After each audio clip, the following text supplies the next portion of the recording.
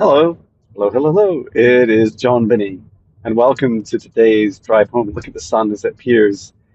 Today's video is all about the creation of stars, and I would love to share with you my um, physical and metaphysical experiences, both in this lifetime and my previous lifetimes.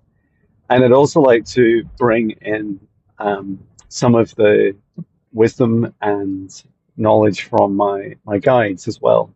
Now, I am clearly driving a car, and so I'm going to remain fully conscious throughout this and capable of driving. What I will do is just set up a safe space. So just give me a second, and you can join me to take a breath if you like. Take a deep breath into the nose and breathe out through the mouth. What no longer serves our highest good.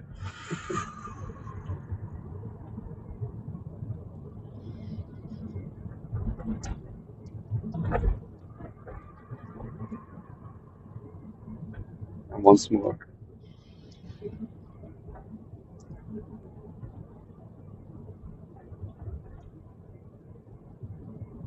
Inviting in my guides, my higher self, archangels, Archangel Michael, Archangel Raphael, source of love, my mother Gaia. Okay, so now that we've done that, and it's really important, before you channel anything, make sure you have a clear intention about where you're going to channel from.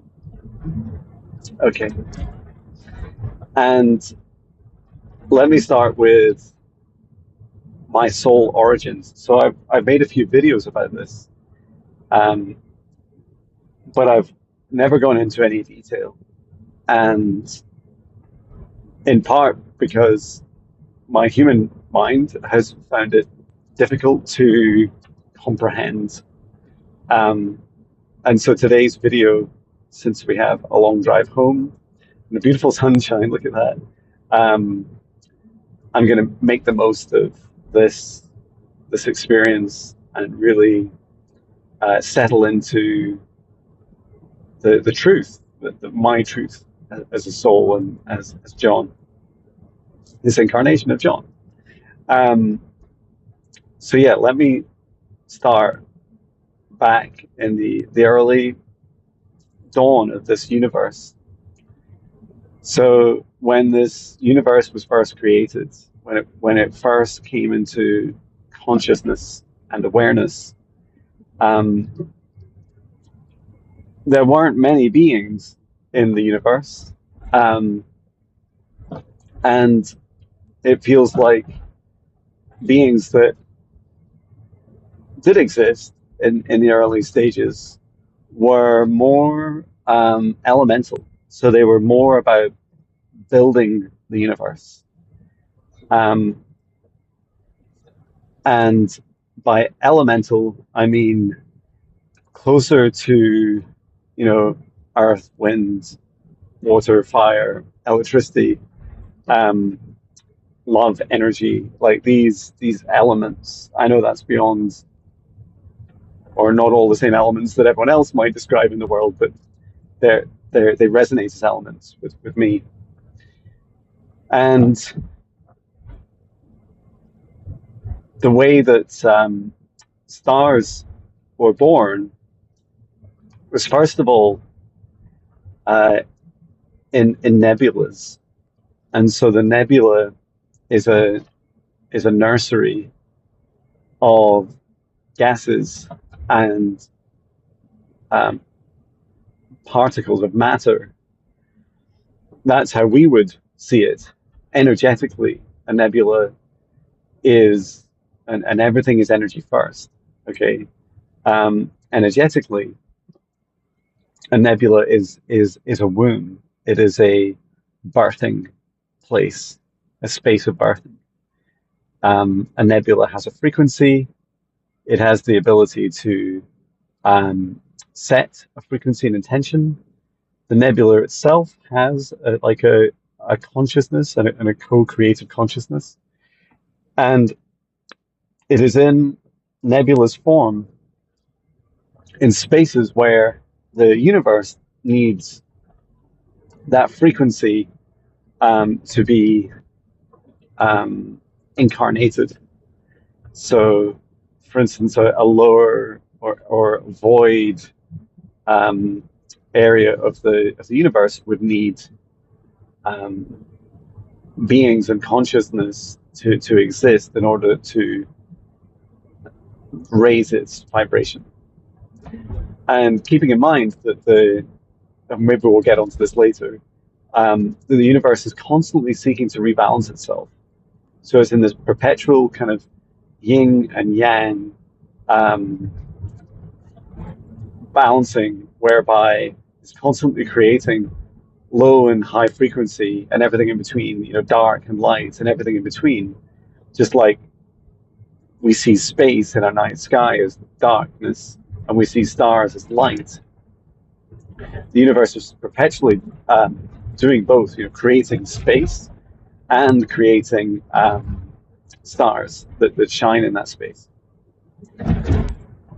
And and so it continues for forever, like until into infinitely minute fractions of rebalancing, and the universe is also constantly exploring. So it's constantly creating new unique beings like you and I, in infinitely unique ways, so that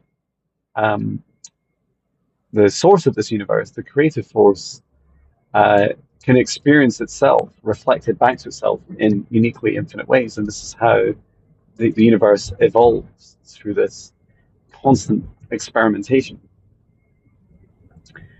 And so going on to stars, the birth of stars. So I'm sharing these parts of it because this was like a knowledge to me prior to one of my first incarnations. And one of my first incarnations was, I describe it as a combination, like one of my first beings, if you like, as a soul, was, I used to describe it as an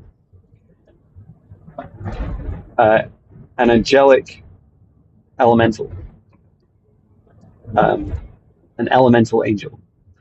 And I now know that there was far more of a breadth of a mix. There was this dragon energy as part of me also.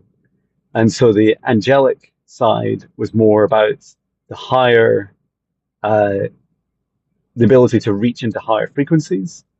And then the dragon, like overlapping somewhere in the middle with angelic energy, and then also being able to go much lower than most angels.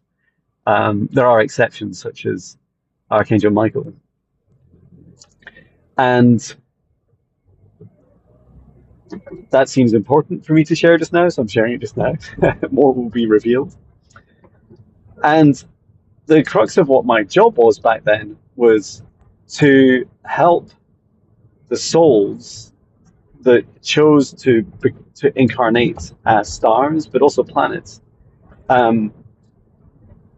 primarily stars, that I would help with the birthing. I was like a kind of galactic midwife.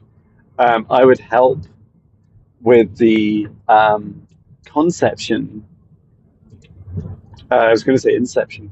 The conception of stars, and the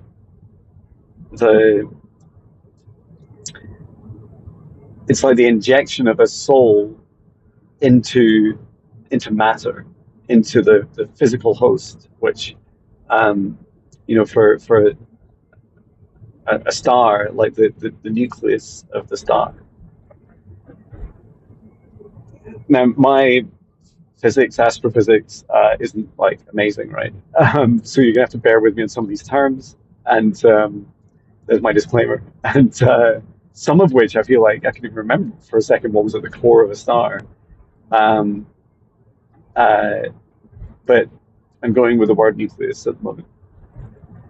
Okay, so what I remember, and these past life memories weren't in sessions that I had, like client sessions or in meditations. These were waking memories that have, have been drip fed to me, and it's like I'm receiving them, just like I'm intentionally going into this just now, fed into me because I'm asking for more clarity and more detail. And so I will receive in this session as much as I can, as is helpful to my greatest good at this time, and those that choose to engage with this video. Okay,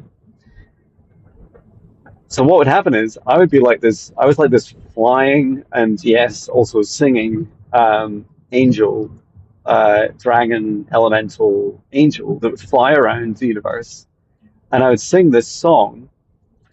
And the song, now my vocal range was different then, right? And I think I was much larger. I wasn't like 5'7" something human. Um,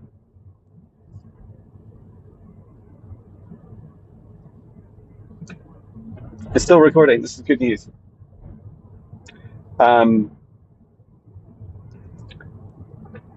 So yeah, I wasn't like a 5'7" human. I was very large. And I don't know that it's super important to share the exact size, but I was very tall. And so what I'd do is I'd sing these tones as I was flying around the universe. And what I was doing, my tones were seeking out to um, connect with another, like a nebula. And as I connected with a nebula, I would like get that frequency match. So it was like I was constantly seeking in between, like doing the birthing of souls into stars. I would work my way around, flying around different areas of the universe, singing my happy little uh,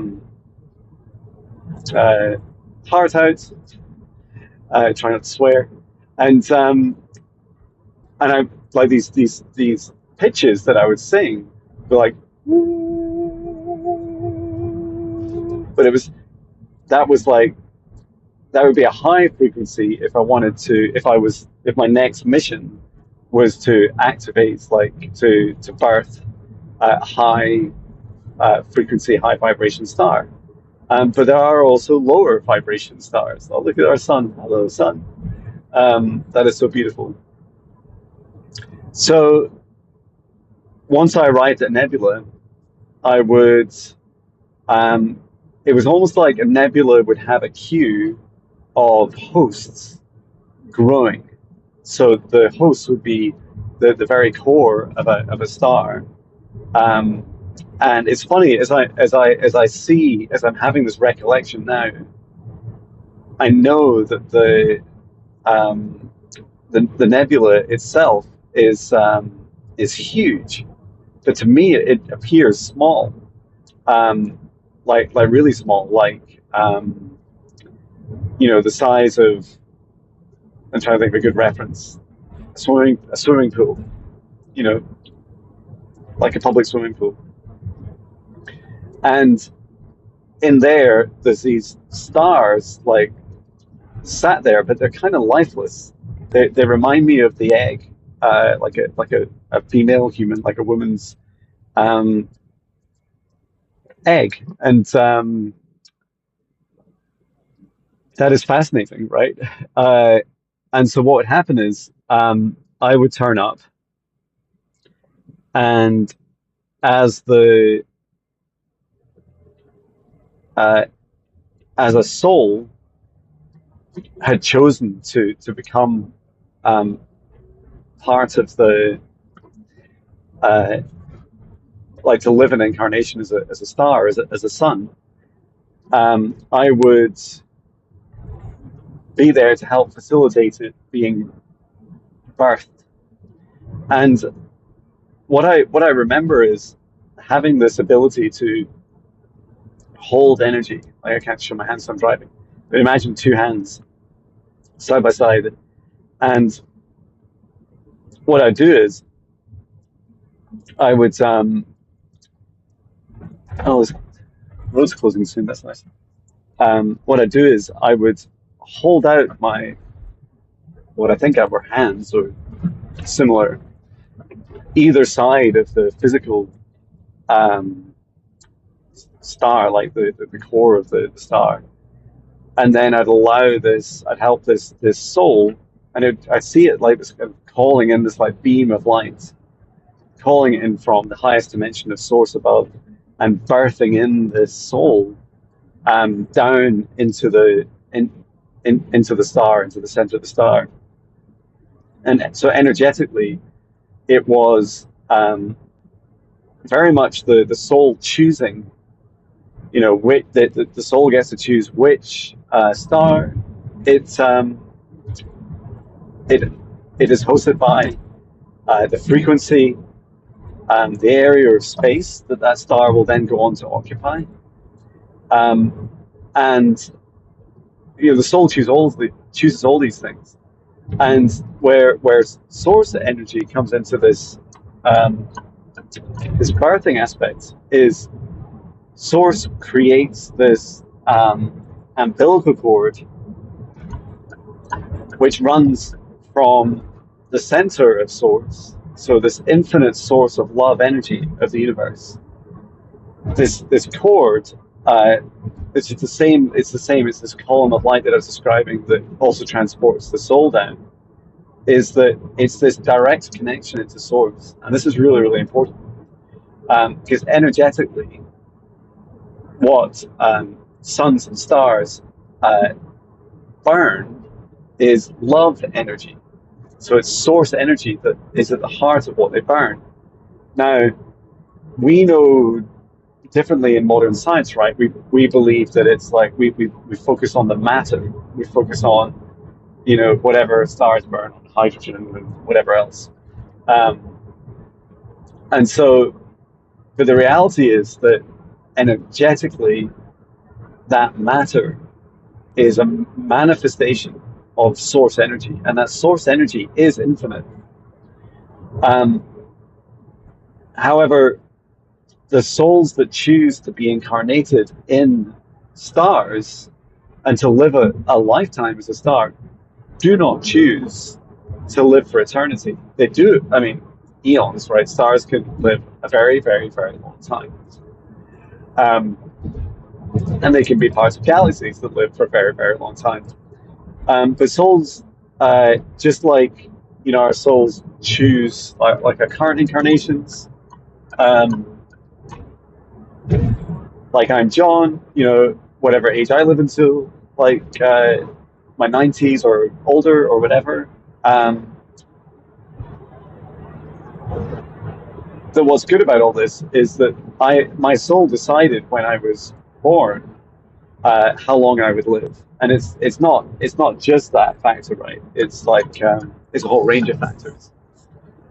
So I mean, I don't think it's entirely up to my soul, but I feel like the soul has a say in how long you live in a lifetime.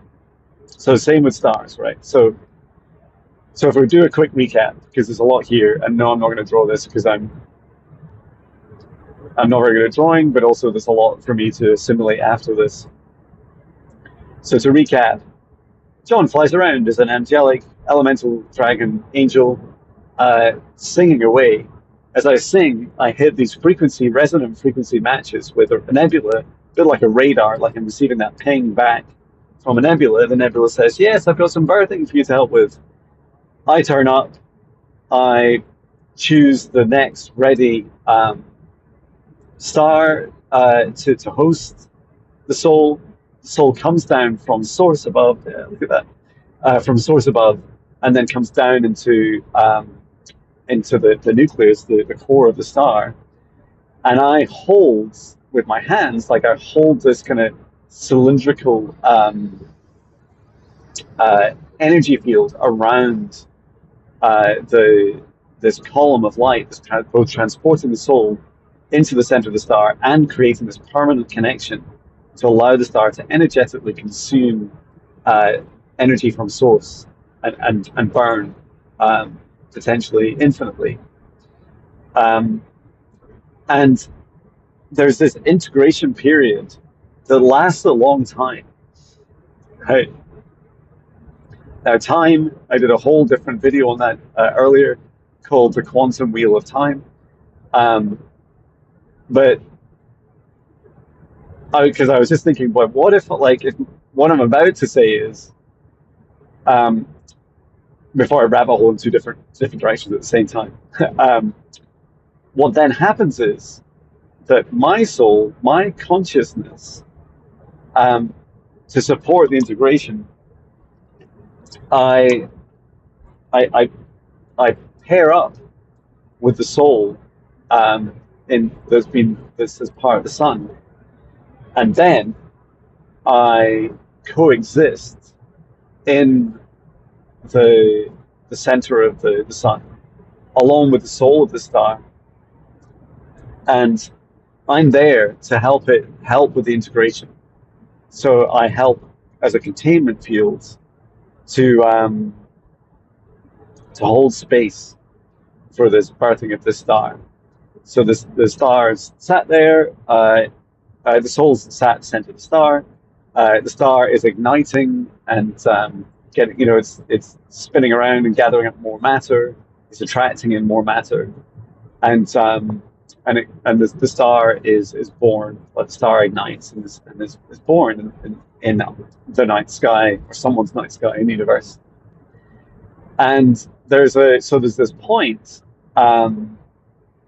at which, in those early stages, uh, there's at some point I leave, right, and I start being very much like an incubator. Like I'm there to, almost like an egg, um, like an energetic egg, and I'm sat around this,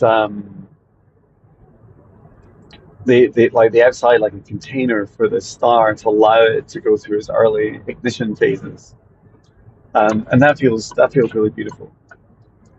So after that, it gets really exciting, which is, uh, I experience, so, I experience some of those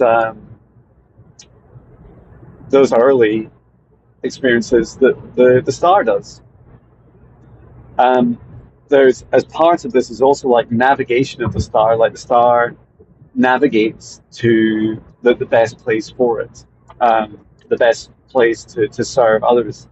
And it feels like what the star does when it's first born is it tries to find an area of space that is probably uninhabited, or was previously and is now clear. There's a lot of energetic space, um, and it's like there's a frequency match for that process as well, which is, it's important for the star to uh, be helpful to the rest of the universe. By that, like I was talking about earlier, in order to raise vibrations, or we'll come on to this a bit later, like lower vibrations of a part of the universe, a star, just like all of us, um, one of our purposes is to help rebalance, you know, darkness and light in the space that we exist. Okay, now I'm going to tell you then about my experience. One of my first kind of quantum experiences, if you like, or past life experiences in a session was done by the amazing Shane from Unbiased on the Fence. And um, this is a public video. You can watch it, and it's basically me in a meditation, or a quantum hypnosis, should I say, where I travel to a previous life, experiencing um, the, the the birth, not so much the birth of the sun, which is really fascinating, right? Because that was kind of, I wasn't ready to learn about that. No, it was the birthing of Earth and the other planets. And in the session, you hear me crying with joy as I witness the birthing of planet Earth and other planets. And the sun regards our sun regards planet Earth and the other planets as the sun's children. You could argue that we are children of Mother Earth, and that Mother Earth is a child of our sun. Now, did the Earth come from the sun? I mean, I guess we're all made of stardust in one way or another. But what's a bit different is that I was being shown earlier that um, suns attract, like stars attract in. So our sun attracted in the Earth, and the Earth has already begun on Earth's journey of of forming.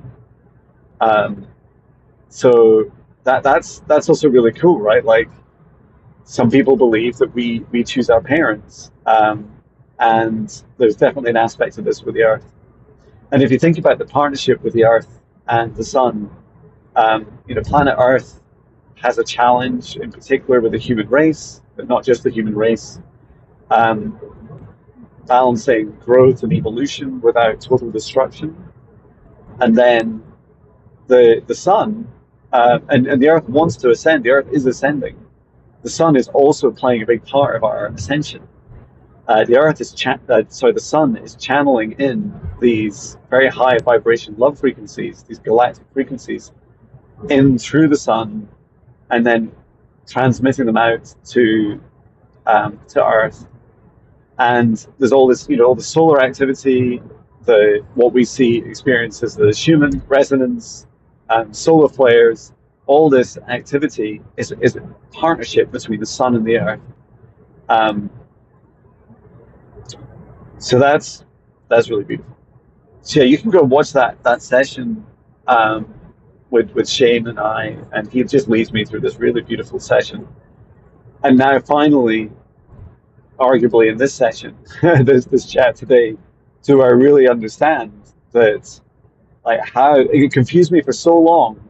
How do I have memories of being the Sun? What was my soul up to? And who, if I'm if my soul was there helping, or was birthed with the Sun, like which soul now is, the soul at the center of the Sun? Well, it's not me. It's the soul of our Sun. So I left, and there's this, like, after this incubation period, and it does feel like it was shortly after the births. It was after the births of our planets, the formation of the solar system, or thereabouts, like the readiness to accept children, that I left the Sun. Now, touching on the wheel of quantum wheel of time for a moment. I was not in one place at one time. I was in many places at many times, and I have seen archangels have this ability. Uh, and so, if you've ever wondered, like, for example, how you could call in Archangel Michael to help clear some dark energy, uh, and then the person next to you doing the same thing, or someone on the other side of the planet is doing the same thing, like, he will create these fragments of himself, or should I say, instances of himself to support that, multiple at the same time. And I was capable of that too. I mean, I feel we're all multi-dimensional, capable souls, and we do a lot of this already through living out past, parallel, and future timelines. And again, that's part of the quantum wheel of time. But this was a specific ability where I would also, create these stars. Would co-create them with the soul and source, and the nebula. There's a lot going on there. Okay, so that's the creation of lightly, like, a high vibration, happy star. And so the star then goes on, with a soul inside it at the core.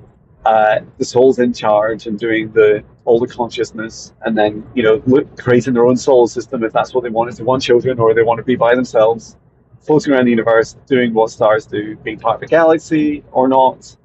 Um, and each individual, just like us, each individual star is its own individual being, and each star gets to choose um, what happens on the journey. Excuse me, unexpected yawn. And yeah, gets to choose what the star does on its journey, and then how long it lives. Um, and there's a death cycle to stars as well, right?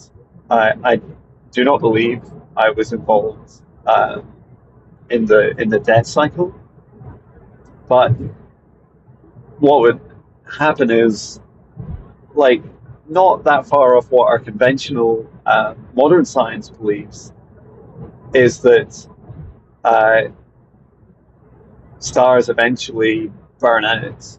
And I see and I'm just asking my guides, like, what does that mean energetically? And they're saying that it's it's kind of what happens on Earth.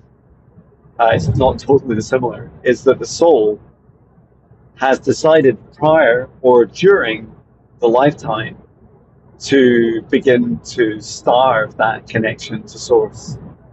And so the soul starts to really burn out and use the remainder of the energy that it has from source, and physically manifested into matter is burning through this matter.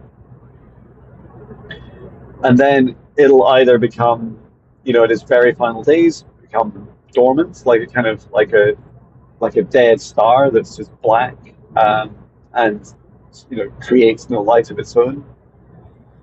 And then there's also this possibility that it goes supernova, or that it it can also be crushed under its own mass and form a black hole. And I don't know how much time I can spend on black holes. Let's just spend a couple minutes on it, because I need to cover low vibration stars as well, dark stars. Is with a black hole, it's like an inversion of space and time. And what the soul has done is effectively left the body of the star. So the star's like, I'm all done. And as it leaves this celestial body collapsed under its own weight and pushed. It kind of pushes through space and time inside out. And then, for as long as this is fascinating, for as long as what I'm being told is that for as long as the star was alive, the black hole that is the opposite of that will exist. So it's almost like saying, as long as the body of the star is alive, if it was a millennia that it was alive, then it would be dead as a black hole for a millennia also, and then eventually dissipate. And this is because for all that time that the star was consuming source energy and pushing out this love energy and going through this whole creative process, for every action there needs to be an opposite reaction to rebalance. And so this is why stars that need to turn into black holes, and then as a black hole, really do the opposite. They become like this. It's like this cleanup process where they're cleaning up after themselves.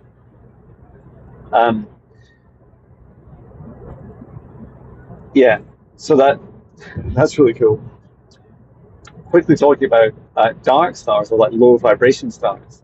So I was also involved in the creation of these, and I'm sensing there's a little bit of trauma about that I've had about some of those experiences, in that there are these low vibration nebulas with low vibration stars, um, and stars that instead of being so, instead of having like a pure intention, a relatively pure intention of creation, these are stars that are much more about death and destruction. And so instead of like attracting children like the Earth, like the planet, to orbit them and nurture them, instead it was more like a trap, and they would destroy. Um, and I also like had to be there as part of their early awakenings, birthings, to help them fulfill this function. Um, Now, it doesn't feel like there's anything glorious in the destruction of, of planets. However, uh, there's this cleanup required.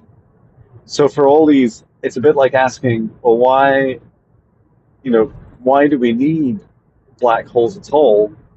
Or why do we need these dark stars? And it's like, because every soul has free will, there needs to be these kind of catch-all type processes, these mechanisms, and the universe has evolved these to cope and to constantly allow this rebalancing of darkness and light, this constant equilibrium.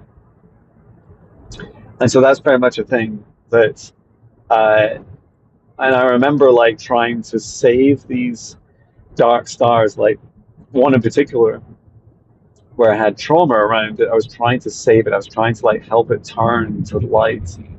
And of course, you can't, like anything, you should not, and arguably cannot turn something from dark to light. Light is not better than dark. It is just a different frequency on the same spectrum. And forcing any soul to go, to shift to a frequency that it did not choose to, whether it's dark or light or anything in between, is not good, and it creates karma for you if that's what you attempt. Um, and I also saw like um, almost like a stillbirth, where there was stars that were born and then they didn't survive. Like I couldn't hold them, and they eventually like I'm just hearing they exploded, like they disappeared, and so they were too unstable. So that was a thing. And those traumas, karma, the love that I've had, the experience I've had, I feel like I spent quite a long time, like many lifetimes, like repaying any karma, and also being able to, uh, sorry, I'm being distracted by just getting more of a download. Um, yeah, I was also like to just repay and heal and do this through many lifetimes afterwards, like many lifetimes ago. And the reason I paused just a minute ago was because I'm just driving quite near to now where I had my awakening in 2017. So my first Kundalini yoga session I ever went to was the first time I really meditated. I had this experience, like very visual experience, of seeing the creation of stars and planets in my first meditation. And so here I am, back in a very similar location, um, of 7 years later, understanding so much more about that whole process and my journey in it. And so now I see that in my personal awakening, I was being reminded, uh, as one of my guides continually says to me, remember who you are, like remember who you are in this lifetime. And, putting my ego in perspective for a moment, I don't believe I'm better or worse than any other soul in this universe. I feel we're all equal. And so many of us have these very long soul lifetimes, thousands and thousands of incarnations. And many of us have been around since the early stages, the early birthing of this universe. And that all the new souls that have been born in between and right up to now and in the future are all just as equally as important as each other. And we all have like really magical soul origins and in the past and soul futures to explore. And so my challenge to you if you've made it this far and you understand largely what I'm sharing, is I'd love to hear your thoughts, your experiences, your feelings, whether they're, whether you're an astrophysicist, uh, whether you're, a quantum physicist or scientist, um, whether you're primarily in the spiritual realms or whatever, you know, whatever fields you have. I'd love to hear um, your perspectives. It's just a really magical. Oh, the sun's right in my face now. It's so cool. Um, it's just such a magical universe, and I feel like we're always discovering more. And I am increasingly open to learning more in these different modalities. I know my truth. I know what I remember. I've shared like so much about my experiences, um, and I'd love you to share yours, no matter how uh, incredible they sound. So yeah, if you have any questions or any suggestions for future videos, um, I am more than happy uh, to do so. And yeah, just say thank you so much, and looking forward to doing more of these in the future. So I hope this finds you well, and I'm sending my love from Scotland. Take care. Love you.